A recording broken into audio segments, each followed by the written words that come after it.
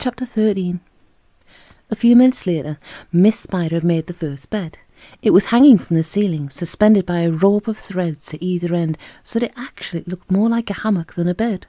But it was a magnificent affair, and the stuff that it was made of shimmered like silk in the pale light. "I do hope you find it comfortable," Miss Spider said to the old green grasshopper. "I made it as soft and silky as I possibly could. I spun it with gossamer. That's a much better quality thread than the one I used for my own web." "Thank you so much, my dear lady," the old green grasshopper said, climbing into the hammock. This is just what I needed. Good night, everybody. Good night." Then Miss Spider spun the next hammock, and the ladybird got in. After that she spun a long one for the centipede, and an even longer one for the earthworm. "And how do you like your bed?" she said to James, when it came to his turn. "Hard or soft?" "I like it soft, thank you very much," James answered. "For goodness sake, stop staring around the room and get on with my boots," the centipede said. "You and I are never going to get any sleep at this rate, and kindly line them up neatly in pairs so you can take them off. Don't just throw them over your shoulder." James worked away frantically on the centipede's boots.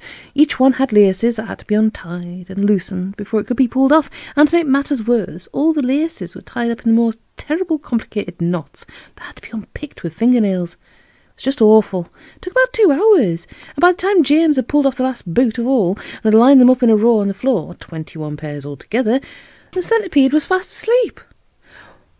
"Wake up, centipede," whispered James, giving him a gentle dig in the stomach. "It's time for bed." "Thank you, my dear child," the centipede said, opening his eyes. When he got down off the sofa and ambled across the room and crawled into his hammock, James got into his own hammock, and how soft and comfortable it was compared with the hard, bare boards that his aunts always made him sleep upon at home. "Lights out," said the centipede drowsily. Nothing happened. "Turn out the light," he called, raising his voice. James glanced round the room, wondering which of the others he might be talking to, but they were all asleep. The old green grasshopper was snoring loudly through his nose. The ladybird was making whistling noises as she breathed, and the earthworm was coiled up like a spring at one end of his hammock, wheezing and blowing through his open mouth. As for Miss Spider, she had made a lovely web for herself across one corner of the room, and James could see her crouching right in the very centre of it, mumbling softly in her dreams. "I said turn out the light!" shouted the centipede angrily. "Are you talking to me?" James asked him. "Of course I'm not talking to you, you ass," the centipede answered. "That crazy glowworm has gone to sleep with her light on." For the first time since entering the room, James glanced up at the ceiling, and there he saw a most extraordinary sight. Something that looked like a gigantic fly without wings, and it was at least 3 feet long, was standing upside down upon its 6 legs in the middle of the ceiling, and the tail end of this creature seemed to be literally on fire. A brilliant greenish light, as bright as the brightest electric bulb, was shining out of its tail and lighting up the whole room. "Is that a glowworm?" asked James, staring at the light. "It doesn't look like a worm of any sort to me." "Of course it's a glowworm," the centipede answered.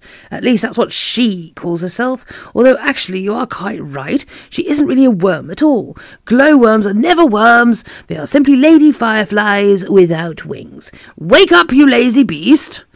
But the glowworm didn't stir, so the centipede reached out of his hammock and picked up one of the boots from the floor. "Put out that wretched light!" he shouted, hurling the boot up at the ceiling. The glowworm slowly opened one eye and stared at the centipede. "There's no need to be rude," she said coldly. "All in good time." "Come on, come on, come on!" shouted the centipede, "or I'll put it out for you!" "Oh, hello, James," the glowworm said, looking down and giving James a little wave and a smile. "I didn't see you come in. Welcome, my dear boy. Welcome, and good night." Then click, and out went the light. James Henry Trotter lay there in the darkness with his eyes wide open, listening to the strange sleeping noises that the creatures were making all around him, and wondering what on earth was going to happen to him in the morning. Already he was beginning to like his new friends very much. They were not nearly as terrible as they looked. In fact, they weren't really terrible at all. They seemed extremely kind and helpful in spite of all the shouting and arguing that went on between them. "Good night, old green grasshopper," he whispered. "Good night, ladybird. Good night, Miss Spider." But before he could go through them all, he had fallen fast asleep.